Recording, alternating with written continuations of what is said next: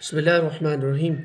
तो जो रीअरेंजमेंट की जो रिएक्शंस है उसमें हमारे पास आज है शेमिट रिएक्शन। ठीक है, तो शेमिट रिएक्शन ये थोड़ा सा एक डाइवर्स, ये बेसिकली रीअरेंजमेंट की रिएक्शन है। ठीक है, सो दिस इज बेसिकली जो हम एक तो हमने जो नेमिंग रिएक्शंस पढ़ी है, दूसरी रीअरेंजमेंट वाली है। तो the basically this will come under the rearrangement section, यानी जो आपके सिलेबस में रीअरेंजमेंट रिएक्शंस है, this is basically Schmidt rearrangement reaction आपसे कह सकते हैं। तो ये बेसिकली एक डाइवर्स रिएक्शन है, लेकिन जो आपका एग्जाम है, एग्जाम को देखते हुए मैंने इसको प्रिपेयर किया है टू द पॉइंट। इसमें ज़्यादा एज इट याद करने की ज़रूरत नहीं है। हमें इसमें याद क्या रखना है, पहली बात ये, इसमें हम एक कंपाउंड का यूज करते हैं, दैट इज हाइड्रोजोइक एसिड। ये इंपॉर्टेंट है। जब भी आपके पास शेमिट रिएक्शन या शेमिट रीअरेंजमेंट आपके माइंड में आए ना, then you should immediately know that it involves hydrozoic acid. Hydrozoic acid is N3H। जैसे अमोनिया होता है NH3, यहाँ पे N3H, तो हाइड्रोजोइक एसिड। ठीक है, जैसे हमने कल वाला एक रिएक्शन पढ़ा था, कर्टियस रिएक्शन, वहां पे भी हमने वो एजाइड पढ़ा था। तो वो एजाइड बेसिकली हाइड्रोजोइक एसिड की रिएक्शन से ही बनता है, वो हम दोबारा आज डिस्कस करेंगे उसका। अच्छा, और जहां पे भी केमिकल रिएक्शन में हाइड्रोजोइक एसिड यूज होता है, तो आप देखेंगे ऑर्गेनिक केमिस्ट्री में इस लेवल पे कि वहां पे नाइट्रोजन गैस भी इवॉल्व होता है। ठीक है, तो इन नटशेल ये जो शेमिट रीअरेंजमेंट है और शेमिट रिएक्शन है, इसमें कार्बोक्सिलिक एसिड्स को हम एमीन्स में कन्वर्ट करते हैं, नंबर 1। एंड देन आल्सो जो कार्बोनिल कंपाउंड्स है, that is aldehydes or ketones.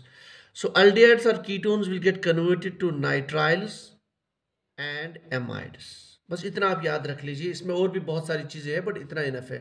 So in this Schmidt rearrangement what we do is that carboxylic acids will get converted to amines and carbonyl compounds, means aldehydes will get converted to nitriles and ketones to amides, and this all setup is catalyzed by acid, sulfuric acid. That's it. अब हम सीधे reactions पे आ जाते हैं, और ये आपका पूरा जो है रीअरेंजमेंट है। पहला एग्जांपल आप लीजिए, carboxylic acid. Carboxylic acid reacts with hydrazoic acid HN3 या N3H in presence of acid, that is sulphuric acid. जैसे मैंने पहले भी कहा, यहाँ पे भी आप यूज करते हो हाइड्रोजोइक एसिड तो रिलीज नाइट्रोजन गैस। ठीक है, and then it forms amines.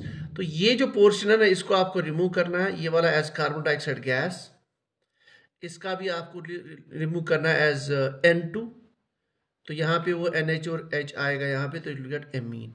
Likely if R is your phenyl group, then will get aniline compound. तो ये जो रिएक्शन है ना, दिस इज ऑलमोस्ट सेम जो हमने पिछला रीअरेंजमेंट पढ़ा था, क्यूरटियस रीअरेंजमेंट।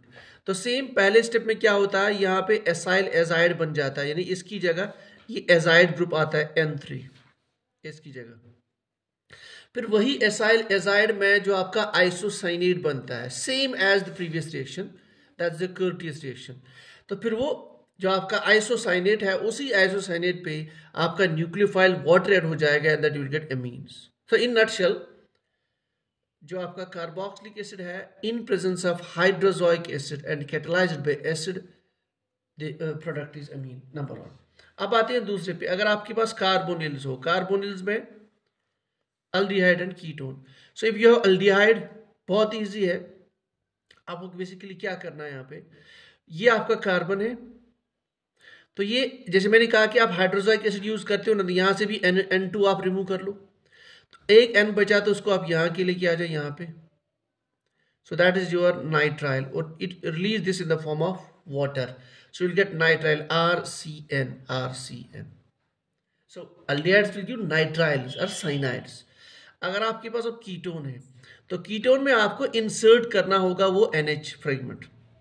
यहां से भी आप नाइट्रोजन गैस निकाल लीजिए, NH फ्रेगमेंट को यहां पे इंसर्ट कर लीजिए, so that becomes your amide. That's it. इसके अलावा बिल्कुल आपको टेंशन लेने की जरूरत नहीं है। I am very much sure कि आप इस लेवल का क्वेश्चन नहीं आएगा। ज्यादा से ज्यादा जहां मुझे ज्यादा चांस लग रहा है वो पहला वाला पोर्शन है, carboxylic acid reacts with hydrazoic acid, तो इट गिव्स एमीन्स। बहुत आसान है, यहाँ इसको कार्बन डाइऑक्साइड रिमूव कर लीजिए, यहाँ से नाइट्रोजन गैस रिमूव कर लीजिए and then put here as NH2। अब इसका जो मैकेनिज्म है, जैसे मैंने कहा, mechanism is almost same as Curtius type rearrangement, लेकिन वहाँ पे था कि वी आर हीटिंग, यहाँ पे हम एसिड कैटालाइज यूज करते हैं। तो सेम बात, पहले यहाँ पे एसाइल एजाइड बनेगा मैकेनिज्म में, N3 आएगा, फिर N3 में नाइट्रोजन गैस बनेगा, फिर ये R ग्रुप माइग्रेट होगा तो आपको आइसोसाइनेट बनेगा, फिर isocyanate will get converted to Curtius rearrangement. तो जो हमने पिछला वाला पढ़ा था उसको भी आप थोड़ा सा देख लीजिए, ये सेम केस है। Arrest, there is nothing new in the Schmidt reaction. Yes, there are many other things जिनको मैंने डिस्कस नहीं किया है, क्योंकि उनमें से आपका क्वेश्चन नहीं आना है, वो थोड़ी सी एडवांस्ड है, थोड़ा, क्योंकि रिएक्शन थोड़ी डाइवर्स है। तो this is all about your Schmidt reaction और Schmidt रीअरेंजमेंट बेसिकली, क्योंकि मैं इनको रीअरेंजमेंट में डिस्कस कर रहा हूँ। So in this case we use hydrozoic acid. So hydrozoic acid, keep in mind, release of nitrogen in every reaction. So if you use substrate as carboxylic acids, the product is amine. If you use carbonyl compounds, for example aldehydes, the product is nitrile. If you use ketone, the product is amide. This is all about your Schmidt reaction.